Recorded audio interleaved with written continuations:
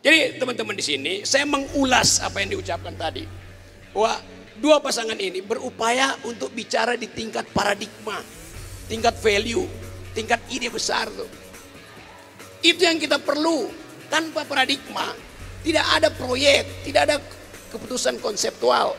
Jadi mulailah mengkritik paradigm. Dan saya percaya bahwa satu waktu Anda akan lihat apa yang dia ucapkan nanti, mereka ucapkan nanti di minggu pertama, minggu kedua. Dan Anda siap-siap turun ke jalan untuk demo mereka nanti.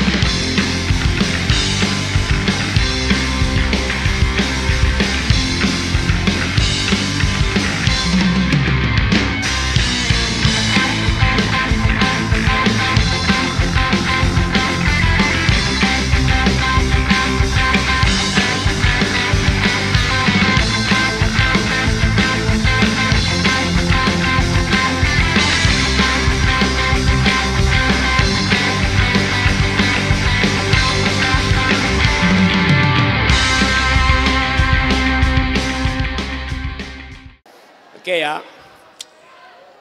9 tahun lalu ada panggung lebih panjang dari panggung ini di Senayan, warnanya merah.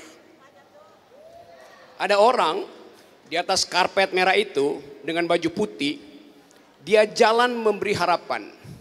Maka oleh majalah Times dieluk-elukkan, dunia mengeluk-elukkan. Tetapi ujian kepemimpinan bukan ketika dia keluar dari panggung. Sama seperti Pragawati, kalau dia keluar dari panggung itu langkah biasa, catwalking. Ujian seorang Pragawati ketika dia ada di ujung panggung dan dia melakukan U-turn. Itu momen ujian bagi seseorang. Dia bisa sukses keluar dari panggung dengan kamera, tapi begitu di panggung dia pakai high heel, stiletto, hak tinggi, tiba-tiba high heel-nya patah. Maka dia pincang. Saya pakai baju putih, Caimin pakai baju putih, Anies pakai baju putih. Ada di panggung hijau. Apa bedanya baju putih saya, baju putih Imin, baju putih Anies dengan baju putih yang dipakai oleh seseorang selama 9 tahun? Ada orang pakai baju putih selama 9 tahun, tapi otaknya hitam.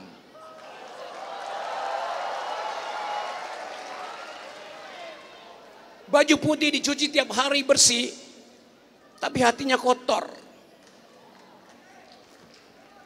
Sekarang orang yang sama masih pakai baju putih, tapi putihnya putih pucat, putih ketakutan namanya itu. Bukan putih cahaya.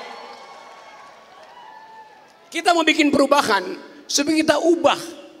Putih itu mesti putih yang bercahaya, bukan putih karena ketakutan. Itu namanya pale. Pucat, putih pucat.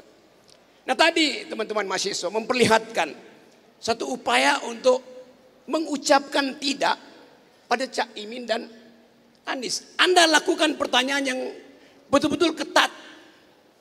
Anda tadi menggeleng pada mereka berdua. Dan tugas universitas adalah menggeleng, bukan manggut-manggut.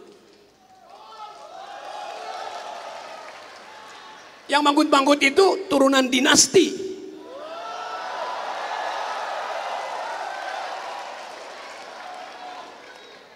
Jadi saya percaya bahwa hari ini bangkit sebuah generasi, yaitu generasi yang menggeleng. Menggeleng pada kekuasaan, menggeleng pada oligarki. Lagu Anda tadi, lagu para mahasiswa, Anda diminta untuk mengucapkan peradaban demi mereka yang ada di simpang jalan dan bingung mencari arah. Lagu kalian. Pertanyaan saya, Anda harus ada tetap di jalan kebenaran. Bahkan ketika Caimin dan Anies jadi presiden, Anda harus tetap menggeleng. Itu fungsi intelektual. Tapi Anda harus hati-hati. Menggeleng artinya menggerakkan kepala kiri kanan. Menggeleng. Tapi ada juga menggeleng yang tidak mengeluarkan pikiran. Namanya pelangak pelongok. Jadi Anda mesti bedakan. Menggeleng artinya upaya mengeluarkan pikiran. Pelangak pelongok karena justru tidak punya pikiran. Itu bedanya tuh. Jadi teman-teman di sini saya mengulas apa yang diucapkan tadi. Bahwa dua pasangan ini berupaya untuk bicara di tingkat paradigma, tingkat value, tingkat ide besar tuh. Itu yang kita perlu. Tanpa paradigma tidak ada proyek, tidak ada keputusan konseptual. Jadi mulailah mengkritik paradigm. Dan saya percaya bahwa satu waktu Anda akan lihat apa yang dia ucapkan nanti, mereka ucapkan nanti di minggu pertama, minggu kedua. Dan Anda siap-siap turun ke jalan untuk demo mereka nanti. Di situ kejujuran diawali. Jadi sekali lagi saya percaya bahwa kumpulan kita hari ini adalah kumpulan akal pikiran. Anda bayangkan 2 hari lalu ada kumpulan yang 300 kali lebih banyak dari ini di Senayan, namanya Abdesi. Anda juga Abdesi, Asosiasi Pemikir Demokrasi. Abdesi di sana aparat pengabdi istana, beda. Jadi pastikan bahwa Anda bukan pemuja kekuasaan. Anda ucapkan kritik dan kritik itu yang akan mendefinisikan Anda sebagai warga negara atau sebagai warga dinasti. Ini pesan saya, karena saya bagian dari teman-teman. Upaya untuk merawat demokrasi itu bukan cuma butuh kekuatan partai, tapi kekuatan intelektual. Demokrasi itu adalah pikiran yang diucapkan melalui pemilu.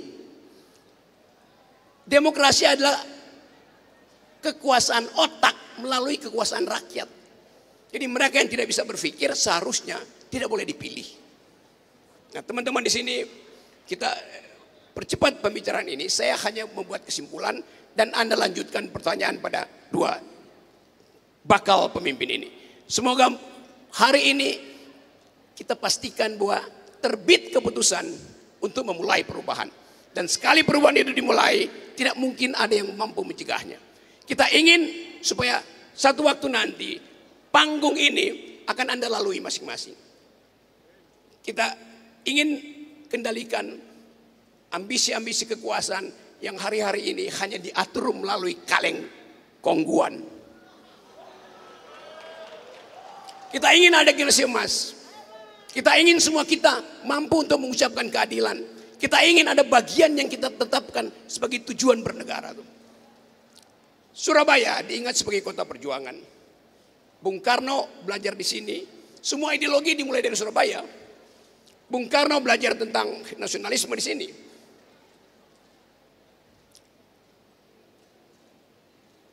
Islam, Kartosuwiryo belajar tentang negara Islam di sini. Hatta berupaya untuk menghasilkan demokrasi dengan basis koperasi. Jadi sebetulnya Surabaya ini surplus pikiran. Nah, kita ingin surplus itu kita pelihara baik-baik. Dari Surabaya juga diucapkan Hari Pahlawan. Bung Karno mengutip pikiran-pikiran dunia karena belajar di Surabaya melalui kursus-kursus dari Haji Omar Said Cokroaminoto. Nah, kita belajar tentang ide. Suatu waktu Bung Karno bilang, beri saya 10 pemuda dan saya guncang dunia. Itu kata Presiden Soekarno. Apa kata Presiden Jokowi?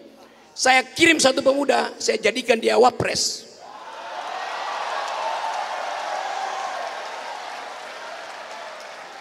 Nah, saya ingin pemuda-pemuda Surabaya menghalangi politik dinasti yang makin menjadi-jadi. Terima kasih.